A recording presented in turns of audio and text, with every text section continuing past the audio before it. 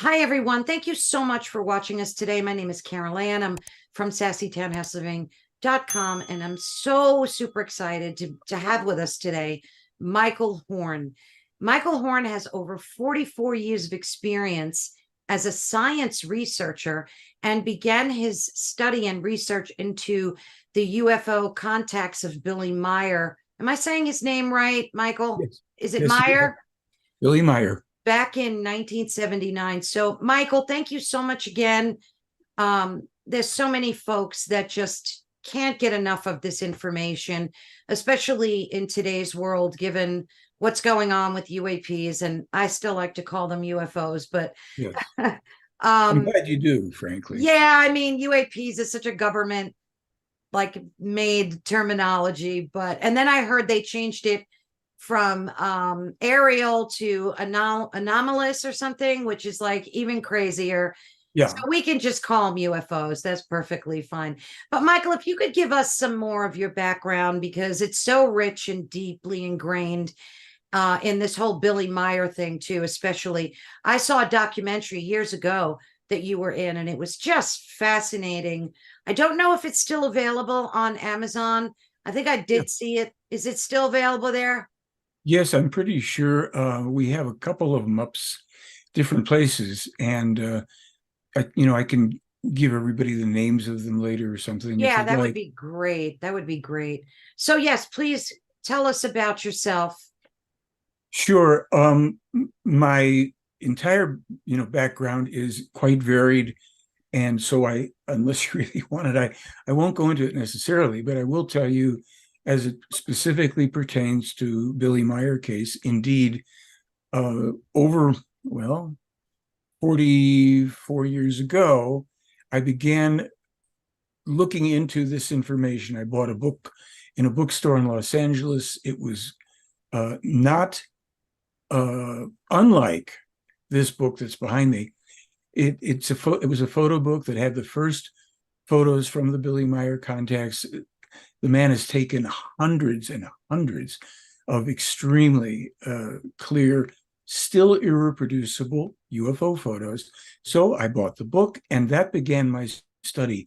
It would be several years after that I would come in contact with, in possession of 1,800 pages of the earliest translations of the transcripts of this man's conversations, allegedly, with these extraterrestrial human beings.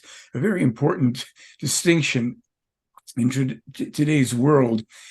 Human beings, just like us, significantly more advanced, but otherwise like us. So I began reading and researching this information in 1986.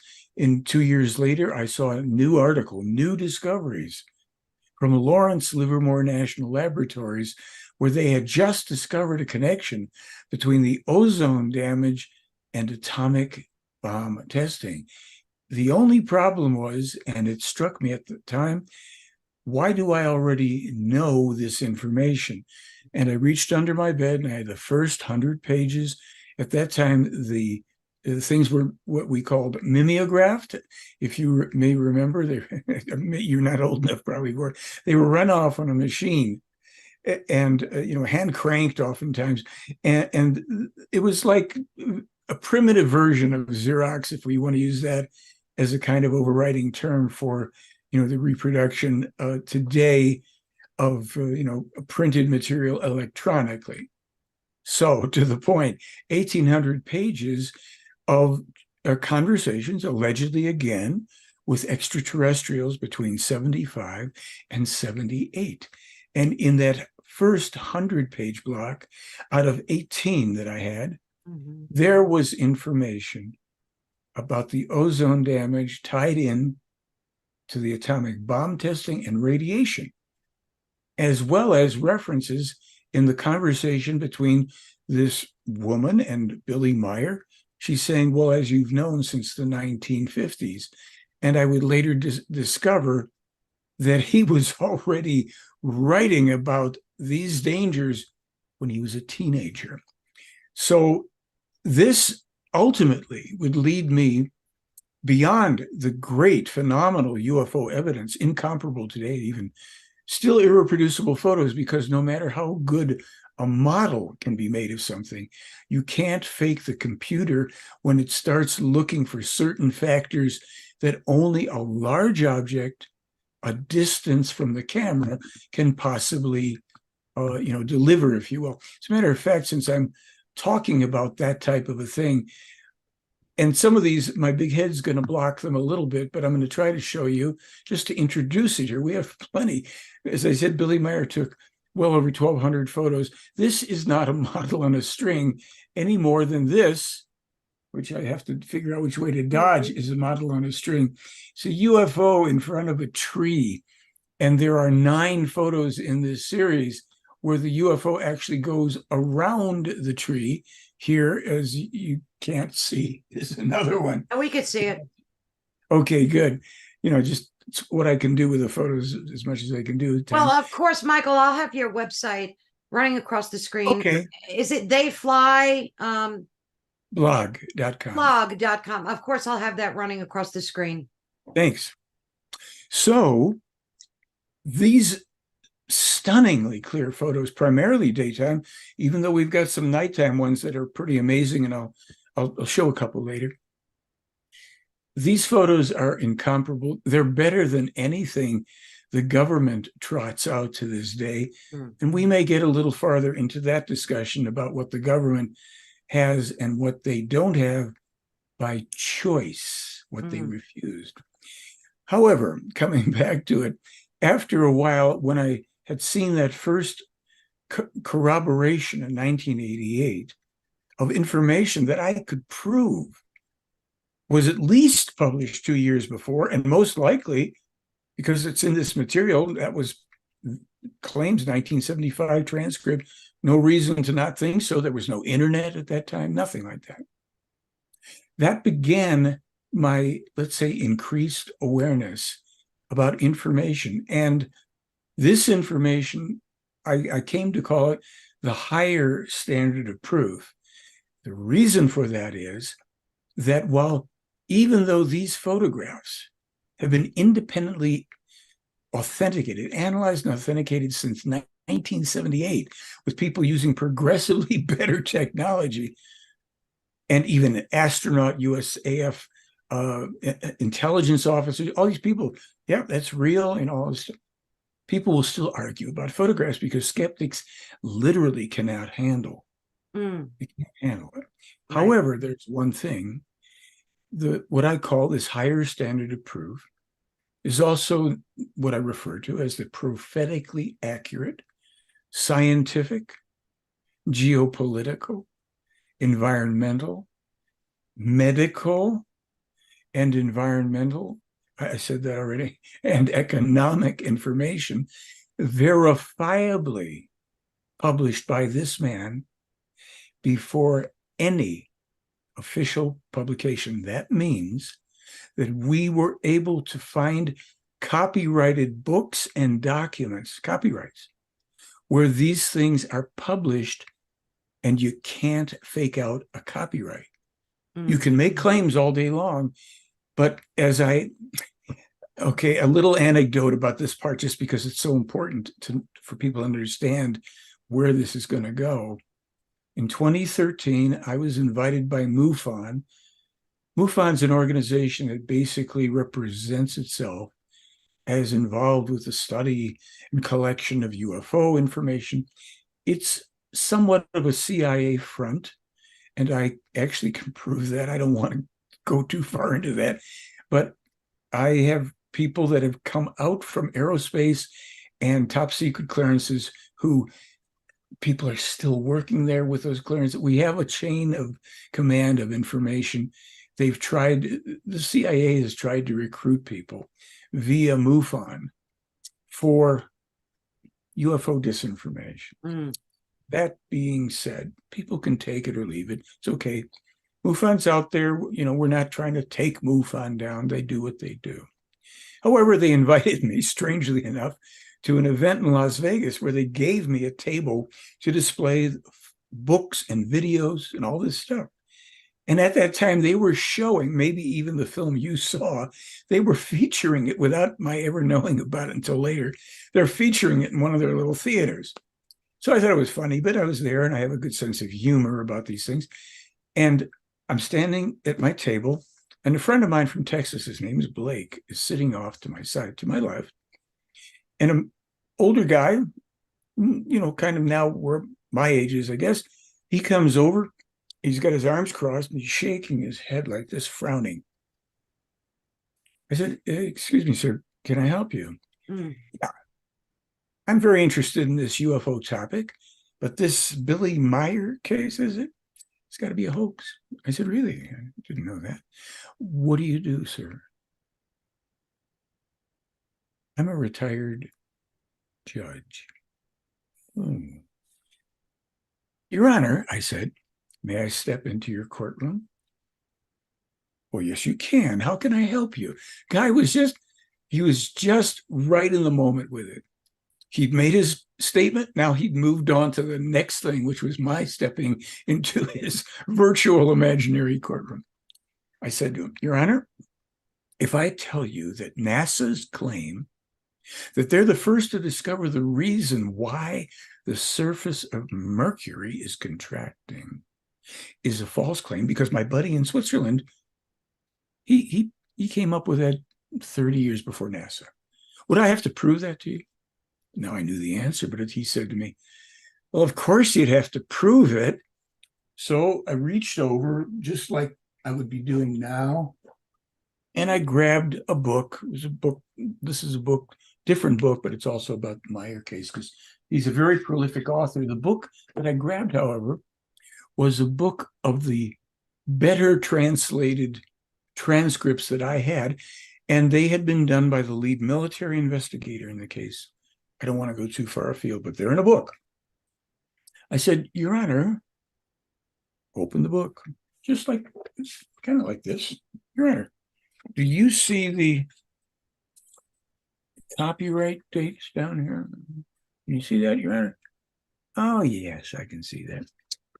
And I knew where the thing was. So I said, so over here in this copyright, I don't think I said the word guy, I was thinking it.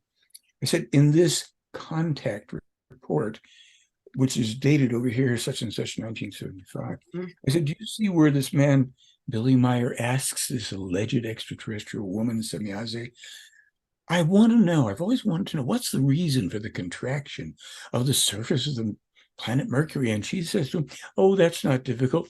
It's because of the metal core of the planet. Mm. And NASA discovered that, Your Honor, 32 years later. So I have a question for you, sir. In your courtroom here, who prevails, NASA or? He said, you do. How much is the book? How much is the video? Bought up everything, went off, and I saw him later sitting in one of the theaters where they're playing the film. My film again, and I kind of laughed. So this is how, in a matter of however long it just took me to tell you that, and less, if I have to present it, boom, boom, boom, boom, boom, I can prove to you beyond a reasonable doubt, to a legal and scientific standard, that space travel is involved in the Billy Meier contacts, because this man in 1975 didn't have access to getting to the planet of Mercury and examining it. Our probe hadn't gotten there. We didn't have anything, any technology that could determine that until NASA discovers it. And it gets better, and I won't go into that quite yet. But in this kind of copyrighted material, we have over 250 specific error-free examples of it. We prove to a scientific and legal standard that the people who are doing the space traveling and taking Mr. Meier with them and Mr. Meier are not only both space travelers, they are verifiably ironclad scientific and legal standard of proof time travelers. And that's why, if we get to look at it, some of the events unfolding right now today, and that have been unfolding since he published them, are long specifically foretold and now basically unstoppable in their fulfillment, with some exceptions, if we, the people of Earth, decide to not censor this man who has survived 25 documented attempts in his life because of his trouble. So that's a little opener here. I might have gone a little far afield, but I'm excited. No, not at all. I know about this. Let's tell the folks who Billy Meier is and like a little bit of his origin story. Billy Meier is a now slightly over 86-year-old Swiss man. He has one arm. So he lost most of his left arm in a very bad bus accident in Turkey in 1965.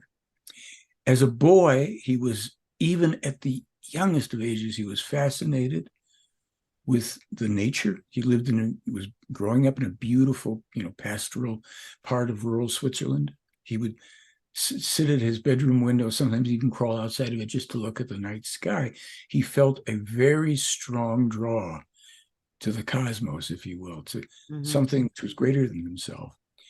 And interestingly enough, at the age of 5, he claims, he heard a man's voice speaking to him in his head, in his Swiss German dialect. And he couldn't understand quite what was happening, but it was not a frightening or threatening. It was just very unusual and puzzling. And what happened was, then it was, I think, a matter of several days later, perhaps, that he's outside again playing, and he feels drawn to go into the woods. Switzerland is full of abundant forests. And he went, and there was a clearing, and he looks and he sees an elderly-looking man standing next to a pear-shaped object on struts. And the man is wearing what he says looked to me as a child like a deep-sea diver suit without the helmet attached. And he said the man just was very benevolent in what came from him was a benevolence and a lovely energy. I felt no threat, and he beckoned me to come forward. We went on board this craft for the first time, and this began his supposedly 11-year tutelage with this man who was called Svath, who at that time, as Meier said, looked like he was 90 years old. He turned out to be about 10 times that age. And he used various technologies that he had and educated him over this time, took him around our world, took him off this world to see different places, certainly in our solar system and perhaps beyond, and took him over the many years that they were together towards the teen years, ostensibly took him traveling, not just in space, but also in time. Now, I want to say for everybody out there, so that you folks know, there are things in this material, a vast number of them, that other investigators before me, people that work as contemporaries to me, we have proven to scientific and legal standards, really credible independent analysis and authentication. We publish and post all this for free. You can vet it. There are things I cannot prove, nor can I disprove them. Most of them will take, let's say, be concerned with events, circumstances from either the far distant past that we may not know anything about, things that may differ very much with what our so-called history has, what it contains and has been presented to us, and also things from the then future and still future to us, but certainly things that would not yet have occurred that have been foretold. We can prove, as I said, that things have been published at a certain time and have happened. Error-free, never redaction, retraction, editing, apologies, theories, no theories. These people do not give theories. They say, we know this, and they say, we don't know that. So they don't pretend. No beliefs, none whatsoever. They don't have beliefs in anything. They either know or they don't know. It's a refreshing way to live. And of course, if we were to dare to live that way, we would very quickly put an end to the conflicts in our world Yes, we based would. in Where did politics. he say these beings were from in the galaxy? Sure, they come from a system that they call the Plejars, Plejares, in the direction of but 500 light years past, what we know as the Pleiades in Pleiades, the yeah. sky. There's no life in the Pleiades. There's no Pleiadians. Billy Meier is the first person to use the term. Well, why would he use it if there's no Pleiadians? And he asked that question to these people, and they said, refer to us as Pleiadians when you start to publish all this stuff from now on. But why? He said, there's no life in the Pleiades. You're not Pleiadians. They said, we know that, and you know that. But all of the people who will pretend, who will lie for one reason or another, and say that they are channeling us, in contact with us, meeting with us, bearing our children, etc., will all then self-identify as liars, deliberate or just through their own imbalance. But you won't have to ask us each time, because there's going to be a lot of them coming out of the woodwork once this. And there's a lot of them that claim, geez. that they exist in that part of the galaxy, and that they contact them and channel them, and so that's all fictitious then. Absolutely. And there's no evidence that any of them have ever. This is what staggers me as somebody who is, I've been to Switzerland 21 times. I've tried to trick Meier four times in 3 years over something he said, just because I knew. Well, I remember what he said. I wonder, each time, same exact facts, never a pause. Right. And we have all the evidence. There is not among any UFO experts, investigators, and researchers, channelers and contactees, one piece of independently authenticated evidence of anything of extraterrestrial manufacture. And that, I've put that out many times. People get very mad. Oh, well, what about so? I said, send me the evidence. I don't mind if there's more. I've got plenty to deal with here. You can, but where's the evidence? And may I just float it in now to tell you that this current round of UFO, UAP hearings going on in Washington, you're going to find the same thing. Grainy photos, funny videos, nothing definitive. People that say, I have been privy to this information. That's nice. Any proof? Any evidence? So what about the Tic Tac videos and things? Sure. Are you saying that these things are not legit as well? They're just government psyops? Or not necessarily. This is where it gets interesting. So let me give you some of the information. Meier has been publishing information for a very long time about something that, well, he's, first of all, let's cover the secret military craft. UFO technology has been in development since the 1920s by various, usually secret scientific military groups. High level, maybe secret military with the government, but also independent groups who are working with various things. Because, for instance, the Germans are very advanced technologically in many ways. They got some help during the Second World War, a big mistake, but they got it. And they did develop some alternative craft. I'll leave that for the moment to simply say, yes, there's plenty of alternative craft that have been cited for a long time. However, according to Meier's information, going back a long time as well, there's what these Plejaran people have referred to, and Meier uses the term Earth foreigners. So they explain the following.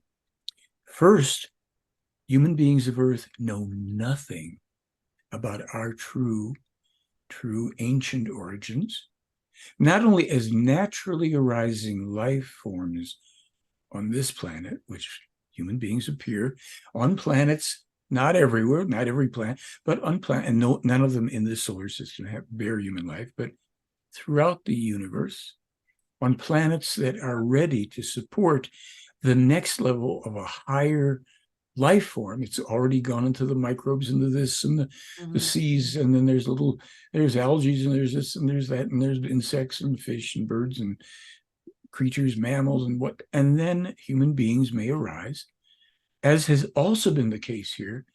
And there's additional information in the Meier case about where it really happened, and just fascinating stuff.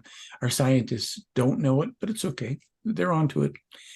But there's also a history of over 22 million years of extraterrestrial human beings coming and going.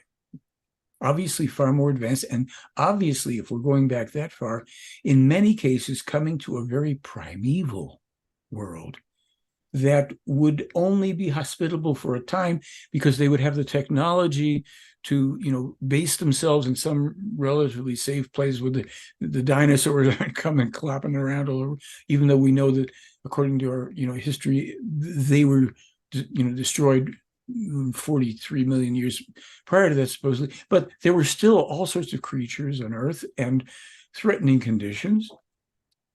But there were also those that in the interim periods, as we get closer, even a few million years ago, who came and lived here for a time. They may have encountered then difficulties, illnesses, what have you. They would flee, or their technology failed, and so they had to survive then, being the only ones around at the time, and in survival mode, having to now, they've got to find their food. They can't make it through their technologies and all this. And so they would actually revert back to very tribal ways of living. They didn't have connections technologically of any sort. And then some would emerge over time as a primitive Earth race, and some would be able to pursue the evolutionary path if there was enough information. All of this information and more is in here. So how is that connected to the TikTok video? Okay, just to give you some things to think about. There have been on this world extraterrestrials who represented themselves at various times as the various gods of our religions, including, Indian religion,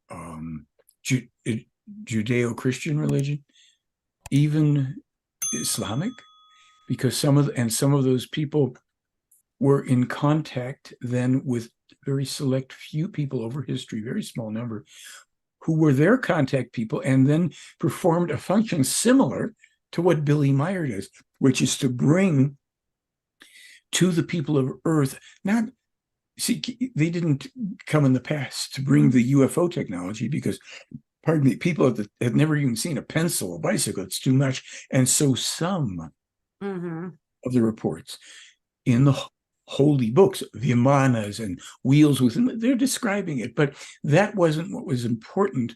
What was important for these contact people like Enoch, Elijah, Jeremiah, was to bring forward information to begin to try to educate still primitive, even though people are tribes and they're building little cities and what have you, still primitive people, to understand more about life, because the extraterrestrials also knew, some of them, not, the ones who weren't trying to create god cults around them and all, they knew that this was going to go south eventually.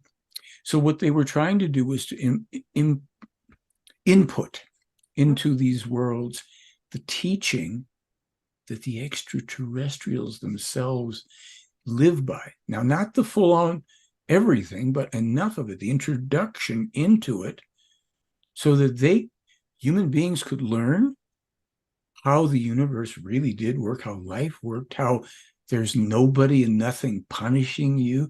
Everything works according to several immutable universal laws, like cause and effect. When you do this, it's kind of like, the law of the pendulum. You send this thing out and something comes back. So if you want, some of these things, the principles are basic and simple. Can you believe how off we've gone in thousands of years? Because we go back with these gods, thousands of years. There's some that are even earlier, but for our purpose right now, trying to understand the Tic Tac video. Okay, are we ever going to get to the Tic Tac video? Some descendants of some of these civilizations that were here, that had rulers who were the gods of the time, some of them survived and went underground, quite literally. There were other races that came here and then also took subterranean places. As Billy Meier said about one race, I was asking him about this. I have something out called, the explanation of the Tic Tac video, about the Tic Tac video. He said there are 5 basic groups, 5, that are based here. They make no contact with people. Their craft are seen frequently because they do fly around the planet. They can come in and out of the Earth unobserved if they prefer, because they have very advanced technologies.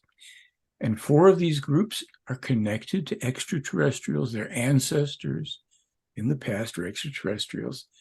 One of the groups is what they call the future Earth travelers, who are people from the distant Earth who finally survived what's coming, survived it, and then rebuilt and developed technologies by which they could travel somewhat in space and time. And they're observing how it happened, what ended up being, let's say, maybe hundreds of years of rebuilding and development, how it ever got thrown back to that place. And that's what we're approaching now, but I'll leave that for the moment. So these people are time travelers, but they're from Earth. And they're essentially coming back from the future. So Yes. there's going to be a lot of people asking so many questions, obviously, but just getting back to the Meier thing. Why do you think you've had so many decades of conversations with him. Why does he think he was chosen? Number one. Number two, did he ever take video? Because he certainly took enough photographs. Mm-hmm. And what's the status today with his relationship to these beings? Like, I know I'm asking so many questions. You'll fine. That's what we're here for. I'm going to do my best. And why aren't they showing themselves to humanity? Like, why not just come out and show yourself? Well, there's a few reasons. So you asked first his connection. Yeah, and why was he chosen? Why does he believe he was chosen? Okay, well, Billy himself, we are, told, I'm just looking to make sure I've got something for you here. Yeah, of course. Billy himself has no beliefs about anything, so he says, and I think it's quite obviously true. But let's look at that. He's asked them the question for the sake of these transcripts as well, because all of these, now there's over 45,000 pages that he's got of information, 60 plus books, and the books aren't all about UFOs, hardly. It's about the reasons, it's a teaching and what we're here for. So he said, okay, how is it that I think he asked this as a young person, am in contact with you? What is this about? And they explained. They said, and this, again, folks, there's no beliefs here and you don't have to buy into anything. I simply will tell you, according to the information, you think it through for yourself. We can't prove what I'm about to tell you. He said, what they said to him was the following: every human being has an aspect of them that they refer to, and many people here call it, the immortal human spirit. They say this is quite different from what your religions call the soul. The spirit is located at the superior colliculus or something like that in the brain. I always mess that word up. That's deep inside this, in the center of the brain. It operates energetically. It isn't a consciousness, strangely enough. Then you have where the soul, if it existed under those terms, which it doesn't, it exists here at the solar plexus. Not to interrupt you, is that the pineal gland you're talking about? It's something right, not far from the pineal and pituitary gland, but placed, I think, a Right. little. It is an energetic part piece of the universal consciousness. Hmm. Every single human being here and anywhere else we may exist possesses this little piece. We don't, most people know nothing about, well, what are we going to do? We can't see it, we can't feel it. Here is kind of the central location of the psyche, which also flows through and is connected to many parts of the human body. But this is where we have our sense of our identity. Our consciousness has got a big element here, our ego, our feelings, lots of things. This is temporary. Mm. When we pass away, this is dissolving while all of the information from this personality, as it's connected to the psyche and everything else, is being stored forever. It's being stored in a separate kind of etheric place. It's not a little pastoral scene where Aunt Edna and Uncle Joe are there waving. There's a non-place as far as we never experience it as a personality. It's just information. That's why I say, hey, I can't prove this. Nobody can. But the spirit, the creation energy part piece, is immortal. And after we pass away as this personality, we will, meaning the spirit form, not the identity, reincarnates and animates another body. Meaning that We have to come back here. Is that the deal? Yes, we've been back probably hundreds of thousands to millions of times already. Does the journey ever end where you don't come back here anymore? Like, does Billy say that? Yes, but that is so far in the distance because we can go there, but for the sake of this, to stick with the why of Billy. Right. And I'm not running away. We've got tons of information on this. Fortunately, you can read a lot just for free online. And Billy explains, he's got a new book out. It's a fascinating book called Rebirth, Life, Dying, Death, and Sorrow. It's not a sad book at all. It explains. Can you hold that up for us to see? And of course, I'll put the link. Did they sell that on Amazon? No, you can get it from our bookstore. Let me see. I can do this. Okay, we'll get a link to your bookstore then, Michael. Sure. We carry, of Billy's 60 books, about 10 or so have been translated into English. We carry all of them. We're probably the biggest English language distributor for the books. My most distant customer is there's two. There's one in Mongolia. There's one in Albania. People that I've gotten to communicate with, they found films like the film that you saw of ours, which was probably The Silent Revolution of Truth that we put out years ago. So with Billy, for those folks who say, well, but what? So this immortal part piece of every human being reincarnates. We are never the same person. We never have really even a direct connection, except in the rarest of cases with certain people who are at certain levels of evolution, such as supposedly Meier.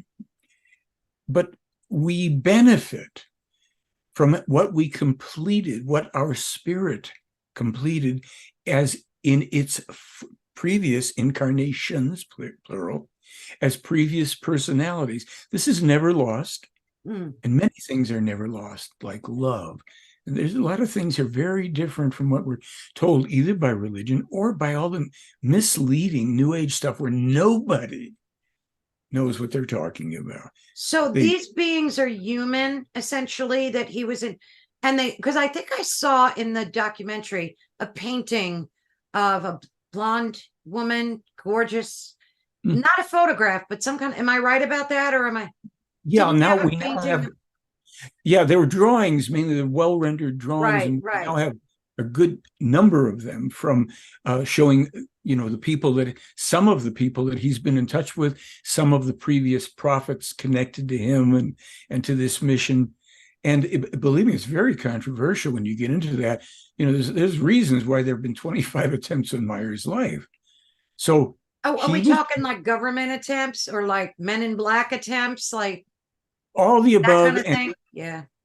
And individuals, mainly with individuals, people who feel very threatened by this. Any number of times there were very religious people who felt this Ah, must be the devil. All sorts of things that human beings seem to be afflicted by without rational thinking. And to just finish a little more on this reincarnation business, the spirit that the creation energy that animates Billy Edward Albert Meier, the one-armed guy in this life, was said by these people to say, these are your previous incarnations: Enoch, Elijah, Isaiah, Jeremiah, Emmanuel, Muhammad, all of whom were legitimate contact people and who are all involved and were in bringing this material forward. Now, also because once you're in an reincarnation cycle, Meier, like everybody else, has had lifetimes in between. Not very dramatic ones. Some were some famous composers and different things, according to this information. But while it's important, if you want to study this and get a sense of, wait a minute, okay, this teaching, oh, now this is making, for the sake of this conversation as an introduction, simply the information presented. And so people will always, all the way through this, have to do what the foundational teaching, in this case, the foundational teaching says to us. And that is that every human being is singularly themselves solely responsible for everything in their own lives. No outside forces, real or imaginary, saviors, saints, gods, gurus, mullahs, rabbis. Nobody is responsible for your life. You and I are responsible for our own lives. As Billy has also said, each human being is the smith, the one who forges their own destiny. That's the good news or the bad news, depending on how people view life. is there a karmic aspect to that as well? Do we carry? Oh, really? So that's a tricky one here in a way. As we said, there's no direct connection to the past life. And the way the universe is apparently set up, those things that a person learns, the positives, if you will, in their life, those things are actually stored in a storage bank and something called the consciousness block, and they become usually more sub or unconsciously available to us in subsequent incarnations, reincarnations of the spirit.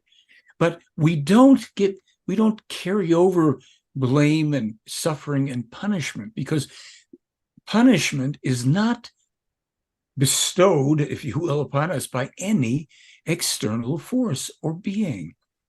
We do. Wow. When we die, we aren't going to risk being dipped in hot lead because we were bad boys and girls. This is how religions keep people entrapped and fearful. Absolutely. So what does happen is that those negatives, there may be lessons that a person will has only gone so far with, and they may find another form of it. There may be lessons that we've gone as far as we now have, as we come in with certain abilities. Human beings, you notice how some people come in with this talent or that talent. However, I don't want to try to say that I can explain exactly how it works, but we are not burdened with any karma. So here's the logic, if you will. If we take the premise of reincarnation, what would be fair about the universe punishing an innocent baby, basically? It's born into this life with the so-called sins and faults of the past. No, we're born with a clean slate with certain attributes that are being impulsed. We're sourcing this unconsciously, some of this, even in the womb. And as we grow up and through the teaching in these books, we learn to become more sensitive, not always to say, oh, I'm getting something from this life, but we start to be able to tune in more and develop. And the affinities we have for certain talents and abilities, some of that is assisted by these impulses, by things that draw us. But then why would we choose all the sickness and negativity? A lot of that is the way we're educated. We have been pitted against each other for 10,000 years. As Billy says, in the past 10,000 years, there have been 250 cumulative years of peace. Human beings have had cumulative 250 years of peace in 10,000 years. Well, start looking back and seeing when belief systems, tribal, cultic, religious, and then political things enter in. All of it, all of those things are oppositional. This is right, that is wrong. We are the only one. Like Billy could say, yes, I'm the only contact person. It's just a fact, and you can determine whether I'm telling the truth or not. But just the same, if somebody says they're a contactee and this and that, ask for the evidence. There is none, zero. And I don't care who has made. I started checking that part out starting in 1986. I was living in LA. I went to every channeling event. If I was studying UFO cases, I came away with about as much significant information as would fill about a quarter of this cup. And that's being generous. Nothing. Wow. No proof, no evidence. So, and nobody has to believe. And sure, you know what? Sometimes people get angry hearing this. Say, well, that's your choice. You don't have to accept it. What you could accept is it's been presented. Now I want to find out if I can determine whether it's true or not. Yeah. Tell me where in history politics and religion have brought true lasting peace. Yeah, never. Never. Yeah. Politics, people always say, politics is the art of the possible. I said, no, it's the art of advantage. Advantage, and it's full of lies and deceit and diplomacy. Meier said, diplomacy is a fancy version of lie telling. People are trying to get something from each other rather than turning and facing the same direction and looking for what the truth is. What's the truth of things? Are you going to be able to recognize the truth when it's presented to you, when you find it?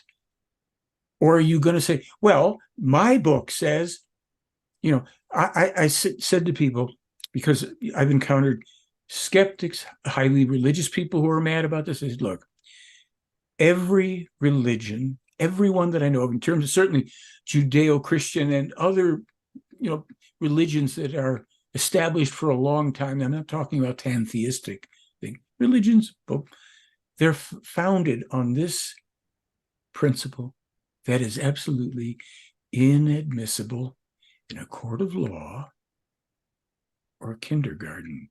And that premise is what's in this book, my holy book, is true because this book says it's true. Try that anywhere.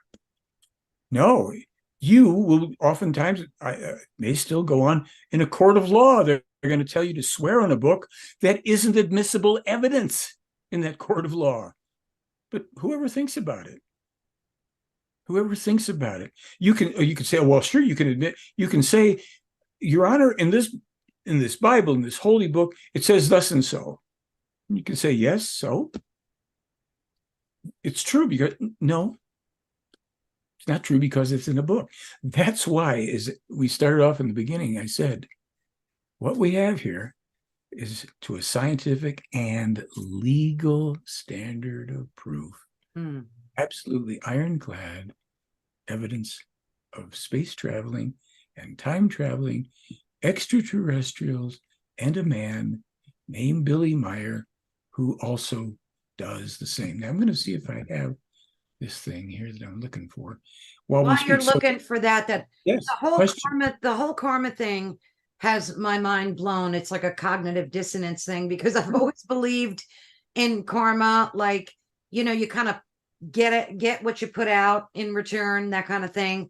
That's the law of cause and effect, but it doesn't carry over, it doesn't force its way into our next incarnation. That's what we have to understand. Here's a video. You asked. Oh, wow. I don't think I've seen that.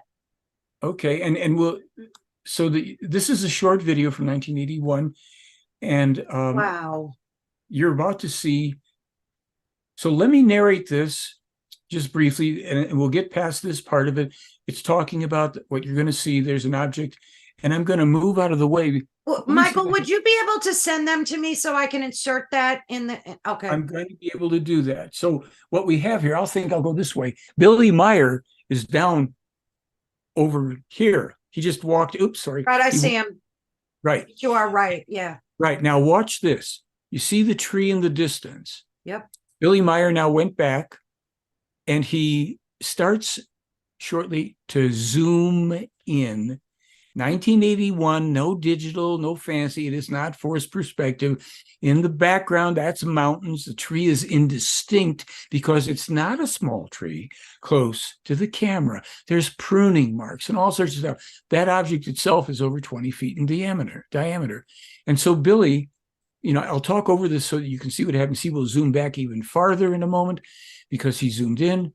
Okay, so then he had also taken a 35 millimeter photo. There he is, one-armed man. He's in the foreground. That's an object way in the distance, and you will have all of this for the channel. And there he is. He takes the photograph, and that's one of the photographs he took that day when he was filming. There it is. And we have other videos, and I'll send you links to them. So we'll leave that for the moment, but just so you know. And that craft, just so folks also know, well, you can see it behind me on the ground in front of his house, but I'm going to give you a little better. They look so different than like the typical UFO. I mean, the imagery has changed dramatically over decades. Is that because their technology evolved and their crafts changed, or? No, it's because they have different types of craft, and we don't know that. So when you see something like that, see this object was also photographed at night. I'm going to just get myself out of the way here as best I can. Yeah. All right, so it's photographed at night, and it comes out like this.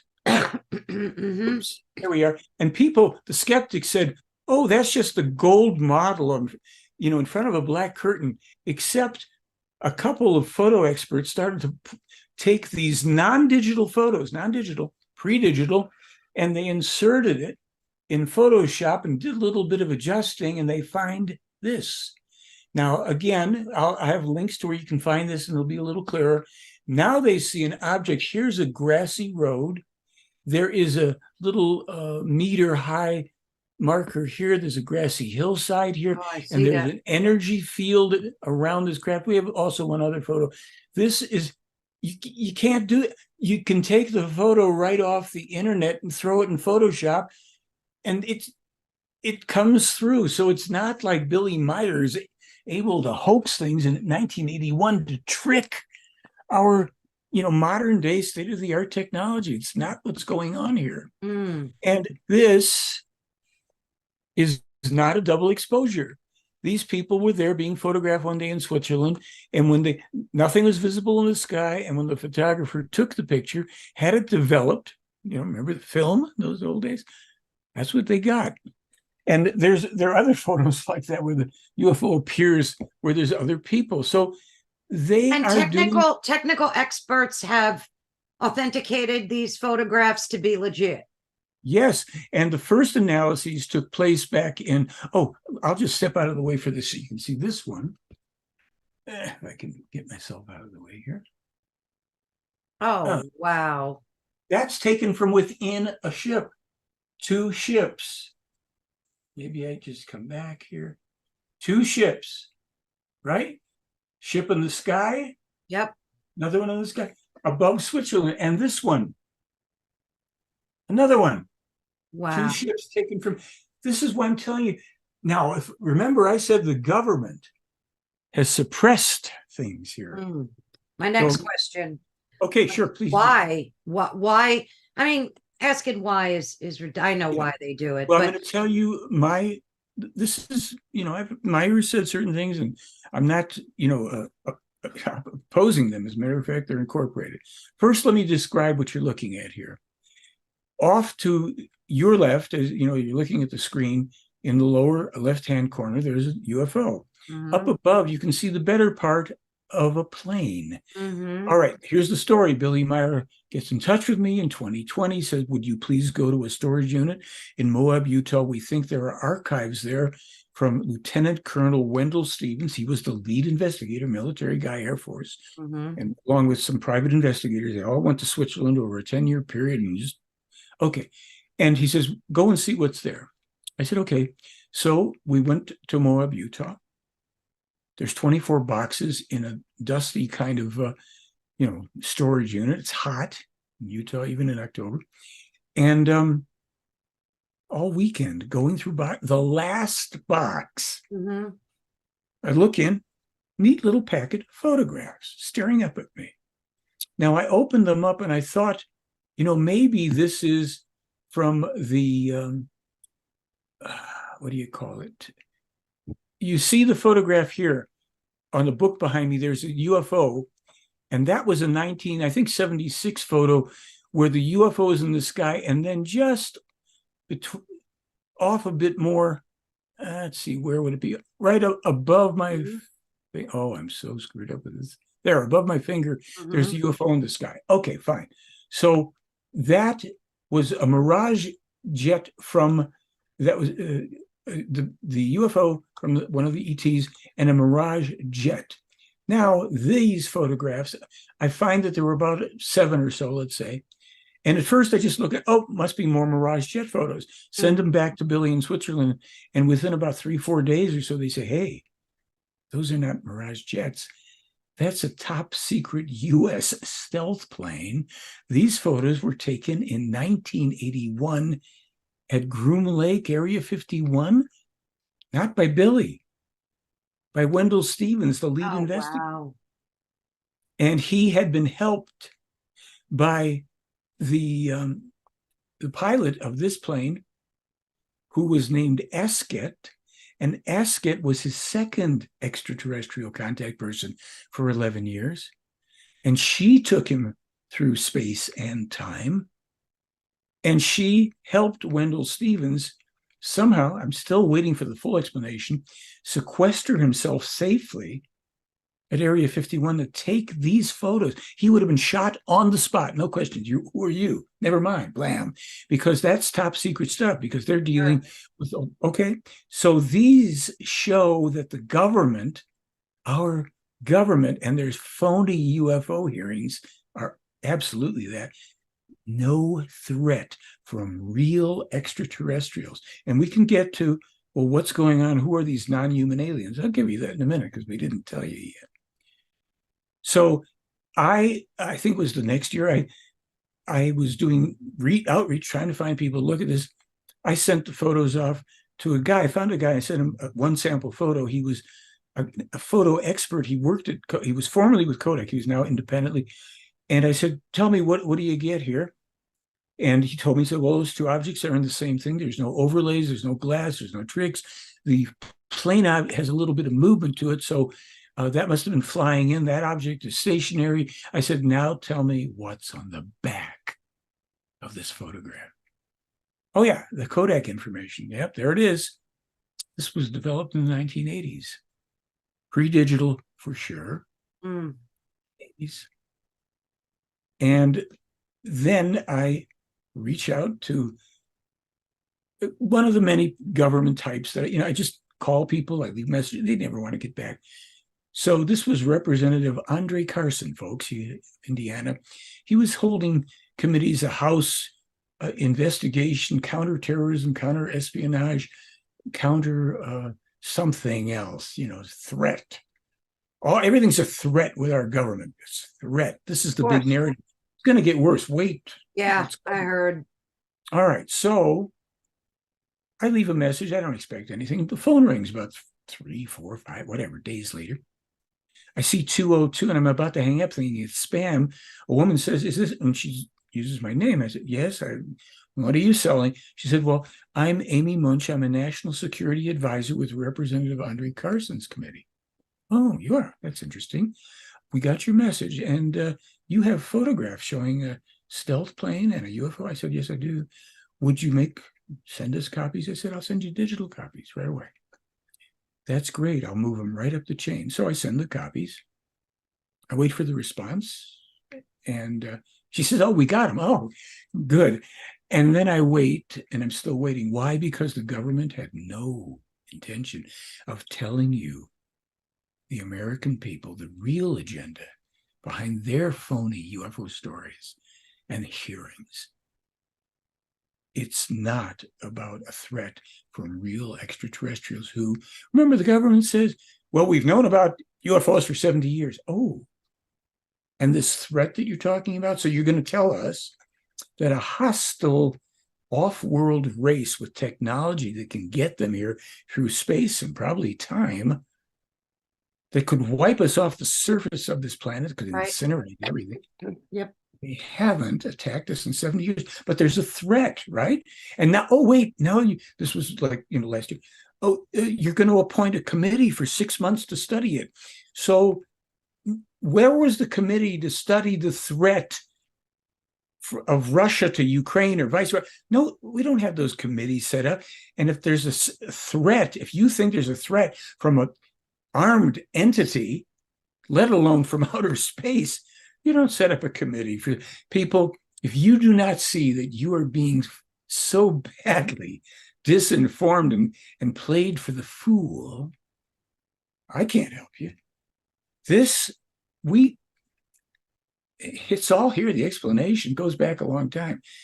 These hearings at their fundamental level, and we'll get to the fact about non-human aliens anytime you want. This is to raise more money for more weapons, for more endless, dead-end U.S. wars. And guess what? This one they're going to get. The one that they've been pushing for now for a long time, going back a long time, is to try to destroy Russia, dominate, and take possession. Right.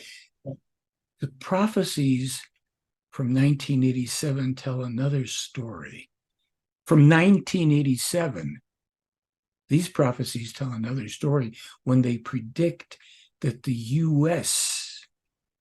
and Russia will clash violently with the most sophisticated weapons, that the U.S., in its guise of seeking global peace and globalization, harmonization, is seeking only world domination. This is going to run into the final roadblock for this government, this military. I don't say it with any joy. We live here. We are the recipients, those of us who don't have a bunker somewhere for the higher level people that are sequestered away when the dreadful war releases just horrific weapons on us that have been developed, a lot of them under the guise of this UFO thing. But why would our country do that when it's not a win-win for anybody? Because, country? Sure. Well, we don't care about win. We care about win. But if there's a nuclear war, there's no win for anybody. But you're talking from a rational point of view. So let me just tell you, there are people, and have been. The agenda for world hegemony started a couple hundred years ago. This is another thing I won't go into deeply. It's been a existence-long goal of what we call the United States, which is really parties that operate largely, but not exclusively, in the shadows, what are sometimes called deep states, secret military, etc. You see, there are people, believe it or not, that are deluded and insane enough to think that they can win, they can rule the world. Yeah, a cinder. You go peek your head out afterwards, take a breath, and now you have lung cancer. So those people exist, and a lot of the people, I'm just going to be blunt about it. There are people, and it's known in higher levels of military intelligence, that are highly apocalyptic, highly, end days kind of stuff, and they're in this branch of, development and government, if you want to call it that, military, and they push for this. They're pushing for a final conflagration because they simply believe long changed, edited, redacted, rewritten myths based on some elements, because some of the original writings of Enoch, Jeremiah predicted many things, and then these things got changed. So here's the thing I keep on saying: humans, and this, of course, the big thing these days is about non-human. That makes it threatening. You see, that makes it scary monsters, evil guys. At the risk of saying, what did David Grush call them? Non-human biologics, right? Okay, so here's what it is. And by the way, there is someone, we've put this up. I have all this online.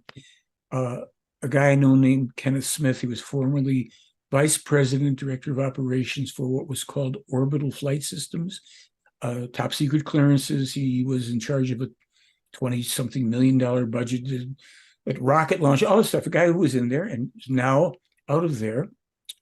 He follows this material quite well because he understands where the truth is. He has friends still in, let's say, aerospace with top secret clearances, and he speaks with them. They know. Not all the people there know, but there are people that know, and they've said to him, as he said to me, it's the Billy Meier case. It's the Billy Meier case. So here's what it is. There were crashes at places like Roswell. That's not the only one. In some cases, in some crashes, certain living entities, like the Greys, so-called Greys, which don't exist anymore.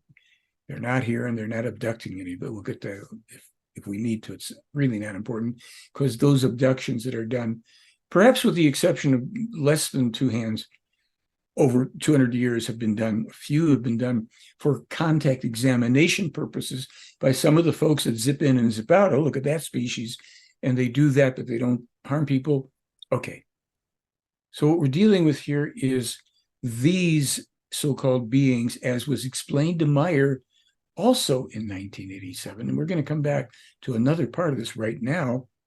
These beings are androids. They are not the extraterrestrials who send them on various exploratory missions, as we will do when we advance our robotics and androids. If we survive ourselves, we may not actually, but that's something else. So this is AI. And, are you talking about the Greys, that they're like created for, maybe they're doing investigations on our planet, and that's what, so they're not really living creatures, they're AI creatures. They are life forms, but they're not inspirited like we are. I'm going to see, while we're speaking for a moment, I'll keep on telling you more if I can. I will give you something, a few sentences from these, on androids, and this will perhaps explain things for people because of the terms that are actually used here. So was the whole David Grush hearing a psyop, or? Well, listen, here's what I will say. And actually, I'll tell you what, I think I have it right here, what my friend, oh yes, here he is. This is from Kenneth Smith, what he says regarding the committee hearing with David Grush pertaining to UFOs and recovered alien bodies. Here's what Kenneth Smith had to say. David Grush, a former U.S. intelligence bureaucrat and former Air Force major, is an apparent whistleblower who testified before this subcommittee.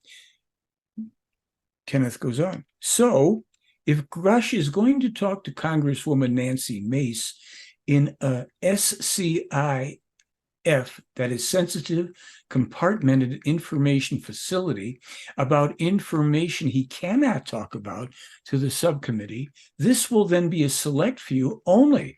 Nonetheless, the information will still be concealed from the public. So he says, a certain department of the government knows exactly what was recovered as far as the life forms or non-life forms.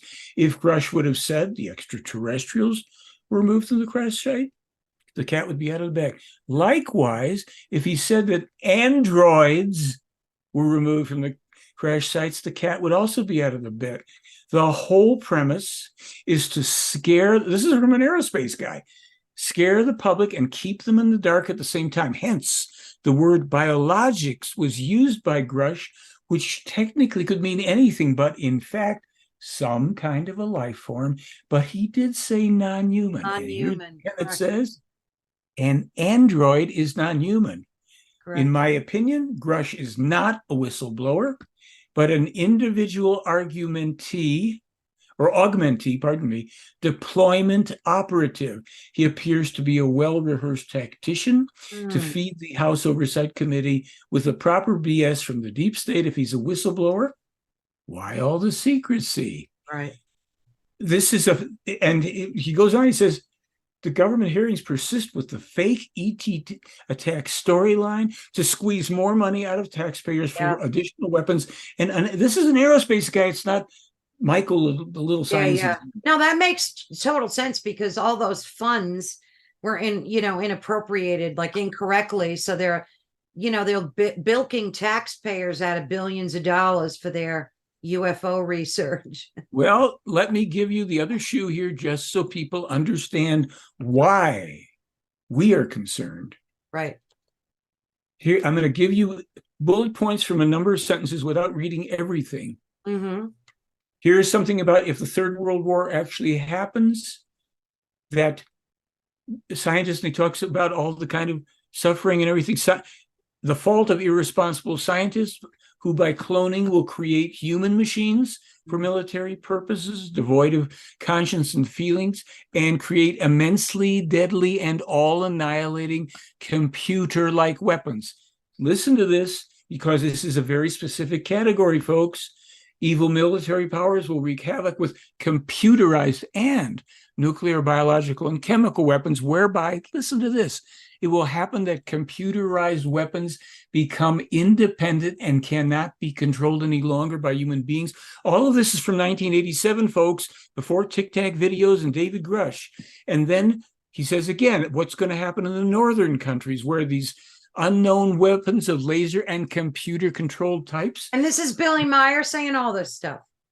This is what was presented to him by one of the ETs. And again, not only nuclear, biological, and chemical weapons, but enormously deadly systems of computer-controlled weapons only in the beginning stages of development today and will be invented and constructed during the third millennium. This is not a UFO hoaxer, people. And your government hearings... When is this supposed to take place? Well, it's in the future. They will not give dates on that because the reason they gave us this information so that we would have time events, indicators, when things start to go into computer technologies. I've got a thing, another prophecy thing from his 1958. He's foretelling the electronic interconnection of home computers hadn't even been invented. Electronically around the world. It's called the internet. And in the same passages, the danger that the US and the EU will biochip every man, woman, and child on the face of the earth to control them. That's my one nagging question, not to interrupt you, is if he was privy to all of this incredible information, why didn't these beings, human-like beings, go directly to like the president? Or they knew we had media, you could stand in front of a camera and just let the entire globe know. Well, there's a couple answers here. One, they did prepare an outreach to the Carter administration that was dictated, if you will, the information and terms from these people to Billy, transcribes everything, gives it to someone, one of the actual lead investigators in the case, who had a connection to the CIA, for better or worse, and it was on its way to the Carter administration. Apparently, one way or another, it was either turned down or didn't make it all the way. You know how these things are. They know that our governments and our government leaders, can't just, our government leaders, even if they wanted to, they can't say, oh, good, let's do that and sit down. This, we have to understand, objects like this, which are now being made into, horror stories by the government for this next generation of threats, people start passing this information around, if you want, to people that are curious. I answer all my email. I hate to say it, but I do. Okay, so what happens is, if you try to go to a government, they can't, for all the reasons they want it on their terms or not at all. And it's understandable. Here's the strange thing: you have to understand. We have to understand. It is understandable to our governments, the way they're set up around the world, since like 99% of them are all so corrupt, that anything outside of their control and their constraint is a threat, because they can't. What are they going to say? We don't know. So now this government, which has been lying to you, admits it. We've known about this for 70 years. We've been lying to you, is what they're really saying. So why didn't they just fly over major cities?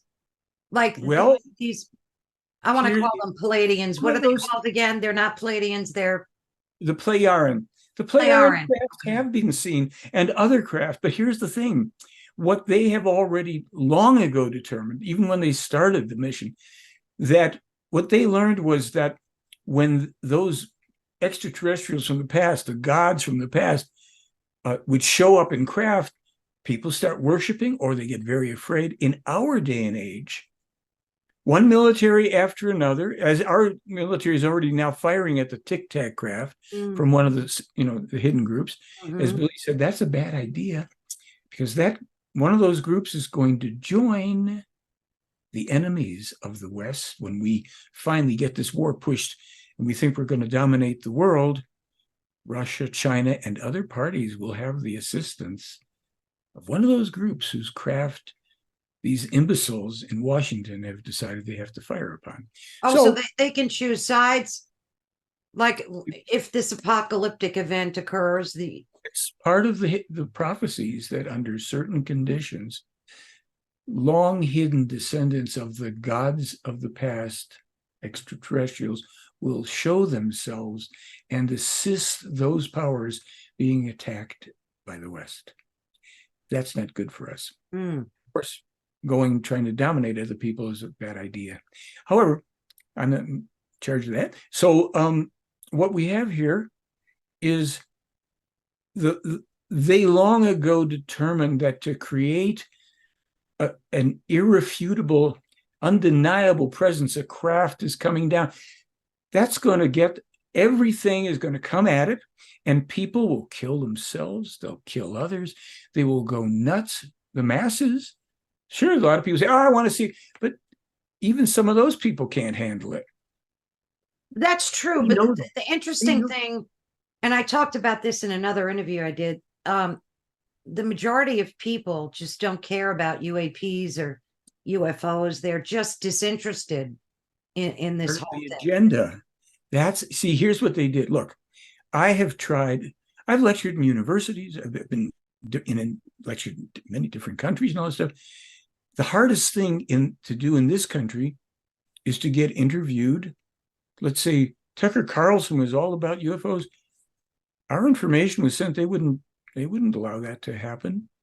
None of these people that claim to want to show the truth, they're not going to touch this, because it shows the lie.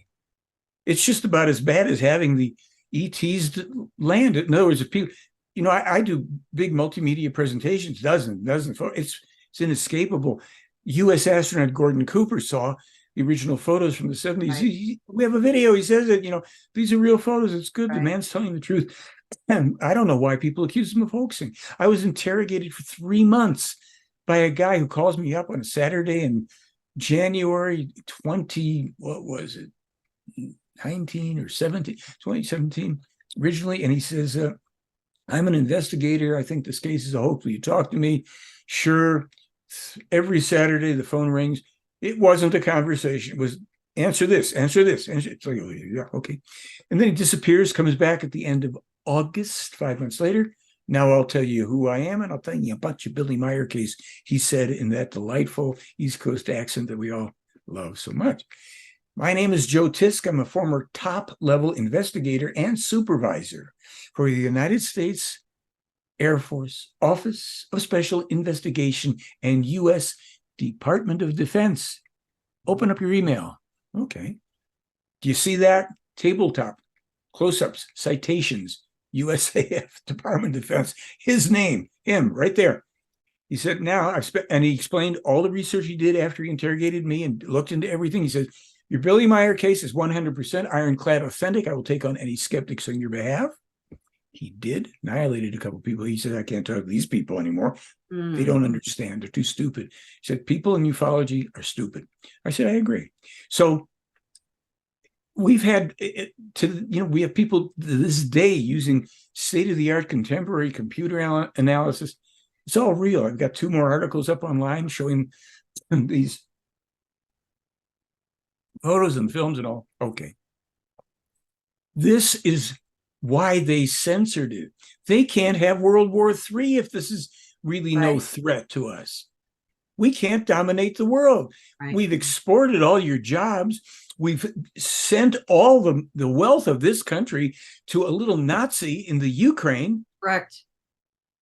What are you kidding me? And because there's a threat to Ukraine, we've got to stand by Ukraine. We got to stand by this. This guy doesn't know he's also on a expiration date as far as the government's concerned too. Billy Meier had a large black armored limousine with Ukraine diplomatic plates come up. 3 men get out with a large drone, 6 propeller drone, cameras filming his property. To this day, the Swiss CIA-backed Swiss military does flyovers and incursions and drops listening devices there. This is not a UFO case, folks. This is the concern of a lot of military intelligence around the world. They know these players aren't going to attack us. They know they want to find out everything they can because they also know this guy's telling the truth. Are they still in touch with Billy? Every week. Really? Yes, we just put up the 856th official contact, and he's had many, many more unofficial that were not for public consumption. They're loaded with information, current events, medical information. Billy Meier, don't want to offend anybody, however you feel about it, in 1947 and 49, young 10 and 11 or 12-year-old Billy Meier, is warning about a very dangerous pandemic coming in the future. It will start by virtue of a meeting between a Chinese ruler and a futurely humiliated, prominent American who hated what the country did to him when they threw him out of the presidency. This would happen a few decades later. The first iteration of this would be coming out of a laboratory in Guangdong, China, through an accident. This would be SARS. And then there would be, in the 3rd millennium, this other dreadful disease, which would also start as a respiratory disease, which would come out through a leak in another Chinese laboratory accidentally and would spread around the world. And there will be a great danger from, and again, I'm just saying this is information. Don't get mad at me. Don't even get mad at Billy. Great danger from medications that would be forcibly administered to people that would not have been tried. And he predicted all this. Yeah, and then predictions on this go all the way up. Even 1995, he's again warning about this. And then I started publishing on my site. I have something called the New Online COVID Test. I have to add, there's another thing that just came out. Beginning on February 25th, 2020, I published information starting that I'd received 2 days prior from him. That was a document translated into German, then translated into English. The player and gave him 12 points on what this disease was. No theories, simply stated facts. This is a pandemic. It is spread also by hidden spreaders. It can be incubating up to 3 months. Children will be the first hidden spreaders. They will be immune initially. That it goes on and on. The WHO is largely responsible for being irresponsible. There are economic and political motivations here, why they didn't shut everything down. He goes on and on. That's only 12 points in that one. Then another, let's say 30. What else is Billy doing to get this information to to the rest of the globe? Like, I'm sure he's still working very hard. It's published To save humanity, if you want to put it that way. Like, publishes it. He cannot force the world to pay attention. Look, there's parts of the world that pay attention, but only so they can very mistakenly think they can strategize. They think they can outsmart the prophecies. So this stuff is read at the Vatican, and it's read at the Vatican for a very specific reason based on who Billy Meier is. yeah, I wouldn't trust the Vatican as far as I could. Well, of course not, but I'm telling you why I just want to say this because I'm not going to say too much more, but they are interested in this information because the Vatican knows who Billy Meier is. I'm sure. Okay. Now, it's also known at the higher levels of military intelligence, certainly in Russia and other places. And long ago, the predictions were, and Billy Meier published when he was 10 years old, a poem about how the great bear will come and put an end to the attacks from Europe and America, and it will be the great bear that will settle things down so that the true teaching can be taught and peace can come to the world. Yeah, I heard that too, that Russia was actually going to be a facilitator of global peace. Well, a lot of people that say that have read the Meier material because they wouldn't know either way.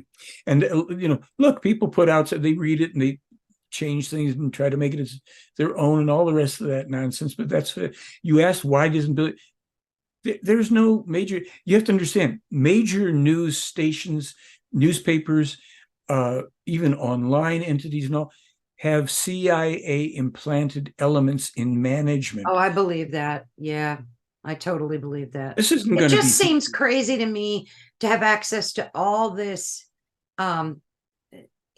proof, imagery, documentation, warnings, like, and not, not have a global spokesperson to try to wake up. I mean, I know we're waking up slowly, like the masses are, at least some of us are. But I don't know, it just seems like such a waste of valuable information. Are you the official spokesperson for him? I mean, obviously. I'm the authorized American media representative. Right. I asked to do it. He said, okay. I said, you don't pay me. I don't pay you. We keep it clean. I will publish your information the way you put it out. I'm not going to change anything.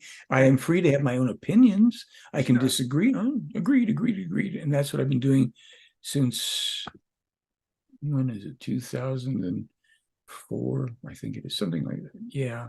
So the thing is that Billy Meier is the official real spokesperson for these people. He is their contact person. He is their representative. And he teaches these people. He writes the teaching for them too. Look, you want to know why? It's because we have an insane belief cultivated through religion and politics about dominations and hierarchies, and it's all laden with fear and threats. We have threats in religion. We have threats in politics. We have threats. Here they're selling more war via threats that are completely imaginary, that only will come true if we keep provoking other people that have a right to be here because they've been here longer than we have. A lot of them.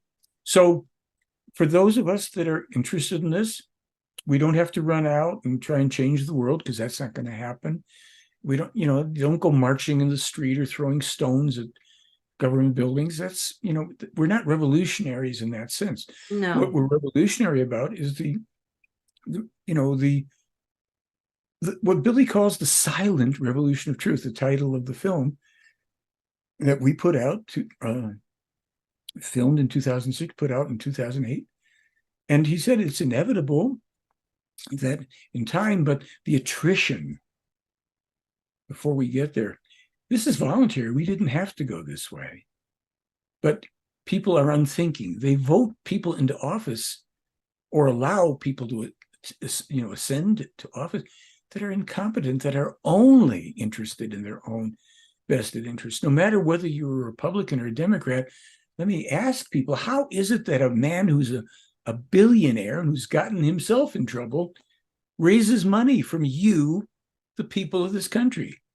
How is it that a man who's extremely wealthy, sitting in the office of the presidency, is exporting your and my money, tax dollars, overseas to a Nazi? And as Billy Meier told me in 2006, I put a video up, it's up on the internet if you want to know. I asked him, Billy, was the Iraq war fundamentally about oil? I thought he'd say yes. He said no. Fundamentally, it's about your dollar. Because if things go a certain way, you may as well roll cigarettes with your paper money. 2017, he described the now impending cashless society. Yeah, well, that's already happening. And he said, the American people will be dispossessed. And the government, this government that's worried about threats from outer space, that's the real threat to us, will turn the police and military against the partly heavily armed population.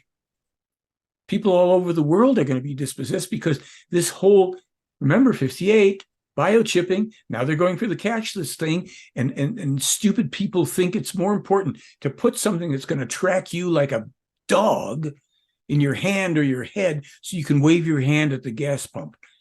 That's how stupid people have become. And they're willing to put up with it.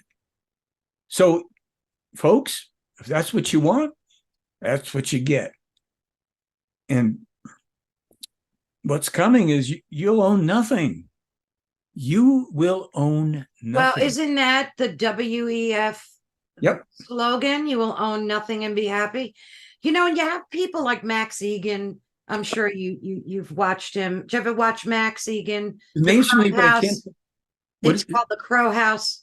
I mean, this man dedicates hours a day for decades to try to wake people up to all this government stuff and just everything. He's not on CBS News either, is he? No. So you have to understand this, folks. You're not going to get this material in a government. I sent it. They could have it anytime. I've sent information to Tim Birch. He even gave me a thumbs up on Twitter. And then when I tried to, because I posted something, and then when he probably realized what this was, now he won't mention this.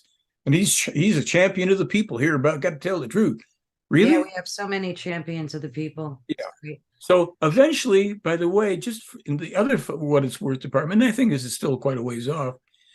First of all, we're going to have two coming civil. When Billy published that the first time in 1981, I read it in 86. The United States will have two coming civil wars, and it can't be helped but the country breaks up into 4 or 5 territories. I laughed. I'm not laughing. I'm not laughing now. You see, the polarization, it just keeps increasing. And eventually, those things will come to pass, and then something else will happen. All right. When finally, tens of thousands of people, I don't know, but the citizens of what? People living in this country will march on the government and take it down. But the pain in between, you'll have, it'll be, there are people, and we're not revolutionaries. That's in the material. We don't promote that, just in case anybody knows, because here's the thing. There's some weird things happening out there with supposedly people in Peru with their faces being ripped. A lot of stuff being done to promote the fearful, evil, non-human alien. Look at the cow mutilations too. They're blaming military. I knew that. I knew that's all military stuff. And so maybe other things happening now because, see, with these hearings and this progression of the threat agenda, I called this out years ago when Lou Elizondo and a defense industry shill, Chris Mellon, came forward. The threat, we're assessing threat to threat. Everything's threat from what? From who? From our government. But So Michael, why would they do that to cows? What because it's is all, it enough of a visual impact to the human psyche to see these cows being mutilated? So what are they and what airlifting them, mutilating them, and then dropping them back down? Like, I'm going to guess that in many cases it could be that because they do this with certain surgical tools, and the other thing may be that simply they come at in certain locations at times when they know they're not observed. They come out, they do what they're going to do, and this has already happened to human beings too. But this is what you're hinting at. This is to terrorize and threaten and make people fearful of what? Them evil yeah, aliens from right, outer space. right. The War of the Worlds broadcast was done for the first time by, Oh, epic. that was a psyop commanded by President Roosevelt and Was H.G. it Wells. really? Yes, H.G. Wells and Orson Welles, the brilliant actor, were told under threat of death to them and their families, you No will. kidding. And that was the first kind of media terrorizing of evil men from Mars, little beings, green men, whatever. So Yeah. this is going on now. This is going on So that now. was almost like a clinical experiment to see how we would react, using the airwaves to frighten folks. And People the killed result themselves. was, yeah, the result was crazy. Look, there are things that have happened in terms of what we would call psyops that really would curl our hair, and I don't want to know more, because there are things that are done that are just barbaric, and they're done by people who are basically without conscience, Yeah. low consciousness, but a scientific ability, and they just use barbarous things in human beings. It's all done out of this aspect of the human psyche that's very disturbed in people. So we, brought these photographs to the Congress. They hit them. There's your answer. There's your answer, ladies and gentlemen. If not, Well, you want to try and do something, you write to your Congress people or the right. people in those hearings and say, hey, I just saw this program on Carol Ann's channel. And could this be true? I went and I looked at this guy's website. Here's the link to this one. Here's where he shows the correspondence with your national security advisor. Here's where, this and that. Is it true? Could it be true? If, here's the photos. They even we identified who the pilot of the stealth was. He was a test pilot named Hal Farley, my webmaster. We've got stuff up showing. I mean, you don't see this in the congressional hearings because they want to snow you and scare you. Yeah. Where are those photos today? The ones that you got from the locker? That the one like The one originals behind are in Switzerland, and I have digital copies, of course, but the originals are safely stored in Switzerland. And we have even photo images of the back of them with the stuff.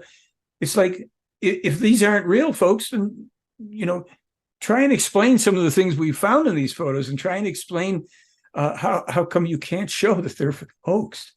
Pardon me. Boy, oh boy. Well, Michael, I have so many more questions for you. I'm sure our listeners do too. Would you be open to scheduling another one of these? I mean, I know your time is Absolutely. valuable, but That's what's the value of it, when somebody really actually wants to, at least find out what the heck has this guy been doing and what's behind it, and how can I find out for myself. So, of course, naturally, yes. okay, that's brilliant. I'll be in touch with you, Michael. And of course, anybody listening, if you have any questions for Michael, you can post them in the comment section below. Or are you open to email, Michael, or just your website? No, I am. And here's what, depending on how many questions you get and all that, probably one of the better things, since you and I are going to do this again, if you don't mind, let them either post questions there or forward them to you for you to say, okay, here's They the can do question that. we got. And then we just let the audience determine, you and the audience determine what you want to hear, what you want answers to. And now, it doesn't depend on me. I'm just trying to extend my, stay on the planet longer too. I'm not the guy privy to all the top secret stuff, folks, just in case you get ideas. But it's out there, and I'm not the only person putting it out now. There's people in different countries putting it. So if the people want the truth, It's out there. Very easy. Free, by the way, free. Right. That's Yes, if you want one of Billy's books, you can learn to think straight. yeah. I'm gonna have to get me one of them too, because just Brilliant book called The Might of the Thoughts. I can't recommend it enough. okay. That book, I mean, there's no non-brilliant book of Billy's, but when he says we have to learn to, first of all, self-responsibility completely. It's nobody's fault. Nobody's saving it. It's us. We take responsibility. We have to determine how we deal with things. So it doesn't mean life's, just a cakewalk. It means we have to work it out, and we have to learn to see things as they are. And that's the big Not, problem. yeah, not how we want them to be, not how we fear they are. No, we have to see things as they actually are. And then we can make our choices. Once we have thoughts that are clear, we get certain feelings, and then we take actions. The action should be informed and conscious. I even teach a workshop on this stuff. I have it on a DVD with a Meier lecture, and then teaching an element of how to deal in your own life with the things. Because these days, just seeing things as they are, it isn't just out there, because we take on, we're affected from out there to closer, whether it's work or school, it's home, it's family, it's our own issues. Right. There are ways to apply this thinking to safely deal with it ourselves. For a certain percentage, of course, people, not everything works for everybody, but we try to make things available that are going to help people to find the truth. It's that simple. There is a good saying, the truth will set you free. And a lot of people say, and in the meantime, it'll piss you off and all that. But yeah, it'll really irritate right. powers that be. So yes, Carol Ann, you will get in touch. You'll let me know. Yes, absolutely. Until the next one, just give it whatever breathing space you want, and we go at it. Let your audience submit questions and challenges. It's just that, one thing that's helpful, folks, don't say it looks like it's, we have no reference point. These things are set up, these photo things, they're very intricate. There's more information in these photos than you know about. We have analyses, and you can start looking, and films where you see these craft moving around, you're going, how's that possible? So go ahead. And you can certainly, you don't have to accept or believe or whatever terms you want. Just go to a place of saying, okay, this is my question, this is my challenge. I've heard this, or this person claims that. Sure, we'll address it. And so I thank you very, very much for this opportunity. We will do it. And I thank you so much. Like, I have at least 20 questions I know I want to ask you for when we talk again. But thank you so much. And again, folks, leave any questions or comments below, or you can email me. I'll have everything running across the screen. And of course, visit Michael's blog as well. It's fascinating, amazing. You'll be sitting there for hours. Thank you, Michael. God bless, and I'll be with you shortly. Thank you. Thanks. Bye-bye, folks. Thank you.